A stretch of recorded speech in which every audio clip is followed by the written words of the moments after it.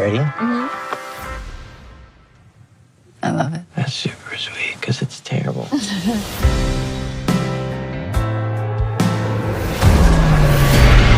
my God. Before we get into the video, make sure to subscribe to the channel and turn on the notification bell if you haven't, in order to be the first to get notified when I release new videos. Love and Monsters 2020 full movie in summary, recap, plot, synopsis, or whatever you will call it. After the destruction of an asteroid headed for Earth, the chemical fallout causes all cold-blooded animals to mutate into large monsters. During the evacuation of Fairfield, Joel Dawson is separated from his girlfriend Amy but promises to find her, and his parents are killed.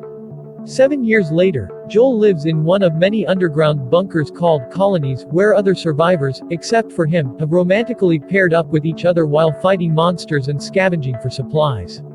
Joel instead is left behind in the kitchen, as he is notorious for freezing in dangerous situations. When a giant ant breaches his colony, killing one of the survivors, Joel sets off on a quest to reunite with Amy so that he doesn't end up alone. Passing through the suburbs, Joel is attacked by a giant toad monster but is saved by a stray dog named Boy, who follows Joel on his journey, warning him against poisonous berries and other dangers. Joel falls into a nest of worm monsters called sand gobblers when two survivors, Clyde Dutton and Minnow, rescue him. They are heading north to the mountains, where the colder weather and higher elevation means fewer monsters. They teach Joel some basic survival skills, and how not all monsters are hostile, demonstrating how you can always tell in their eyes. They invite Joel to stay with them, but Joel insists that he must find Amy. As they part ways, Clyde gifts Joel with a grenade. As Joel continues west, Boy becomes trapped by a giant centipede monster.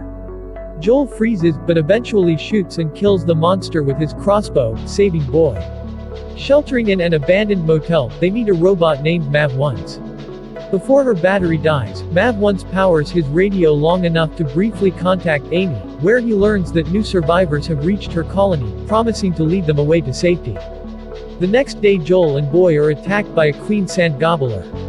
They hide, but Boy barks, giving away their position. Joel kills the queen with the grenade but yells at Boy for putting them in danger, causing Boy to run away.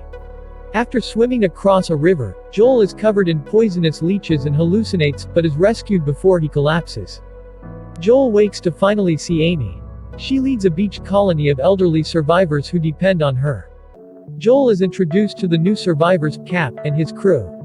As everyone celebrates their imminent departure, Amy confesses she is glad to see Joel, but has become a different person and is still mourning someone she had become close to. Joel decides to return to his colony and contacts them on the radio, learning that it has become unsafe and that they too must leave soon. Cap sends Joel some berries, which he recognizes as poisonous. Realizing Cap is not to be trusted, he rushes to warn Amy but is knocked unconscious. Like this video if you are enjoying it, and tell me what you like or think about this video, in the comments section below. Joel, Amy, and the rest of her colony awaken tied up on the beach. Cap reveals that his group is there to steal supplies and that their yacht is towed by a crab monster that Cap controls with an electrified chain. Cap sets the crab to feed on the colonists, but Joel and Amy escape and are able to fight for their lives, and Boy returns to help. Joel has the opportunity to kill the crab, but he determines that the crab is not hostile by looking into its eyes, and shoots the electrified chain, freeing it. The crab leaves Joel unharmed and instead kills Cap and his crew, and sinks the yacht. Joel recommends Amy and her colony head north. They share a romantic goodbye kiss, and Amy promises she will find him. Joel treks all the way back to his colony, and they too decide to head to the mountains. On the radio, Joel inspires other colonies to take to the surface. As everyone heads north, Clyde and Minnow, already in the mountains, wonder if Joel will survive the next journey.